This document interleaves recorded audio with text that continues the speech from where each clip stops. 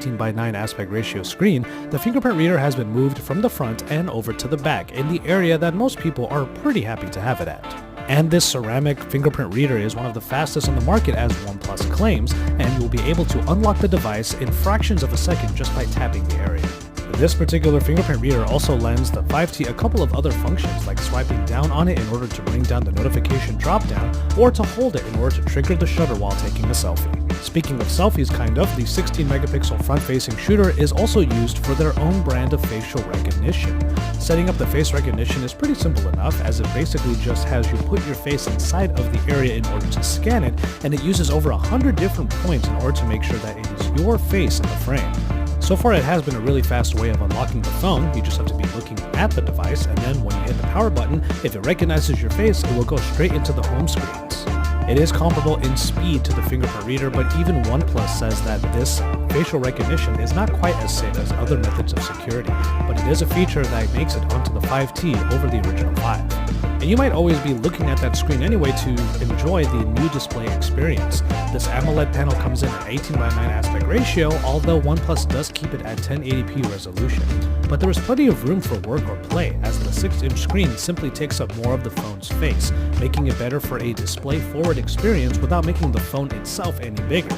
However, the phone is still a little bit tough to use in one hand with all of that screen real estate, and also the metal finish can slip about a bit easily. Credit where credit is due, however, Oxygen OS makes the best possible use of the space, allowing you to scale not only the OnePlus Slate font, but also other elements of the operating system in order to best take advantage of the 18 by 9 aspect ratio. The result is an experience that might not be as pixel dense as Quad HD competitors, but it certainly doesn't feel like you're missing too much.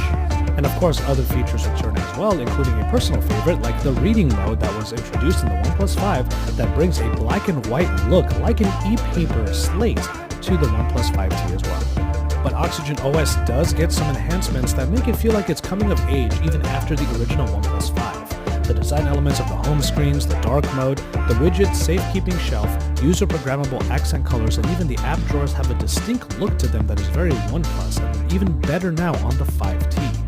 And these are all powered by the same general spec readout that made the OnePlus 5 such a well-rounded performer. The Snapdragon 835, backed by either 6 or 8 GB of RAM, that also has 64 or 128 GB of onboard storage. There's also a dual SIM tray, the headphone jack hasn't gone away yet, and the dash charging gets the 3300 mAh battery back to work in no time at all. But there is one last place of contention, the camera. Instead of bringing back the dedicated zoom lens, OnePlus has instead tacked on a 20 megapixel f1.7 camera alongside the original 16 megapixel shooter. The usage is a bit interesting, as in low light situations, the 20 megapixel shooter is triggered and it uses batches of 4 pixels in order to get in the most amount of data or light in that low light setting. Now, we haven't had too much time to test this out yet, but if this intelligent pixel technology actually works, it might be a significant trade-off compared to the originally included zoom lens. Granted, zoom and portrait mode are still part of the camera experience in the 5T, but of course they are going to be achieved digitally without the use of a dedicated zoom lens this time around.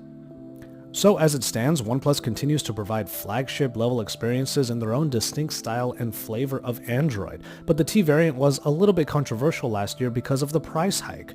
OnePlus asked for a little bit more money in regards to the T variant compared to the original, which made buying a whole new device that is not entirely new a bit tough for users who bought the original.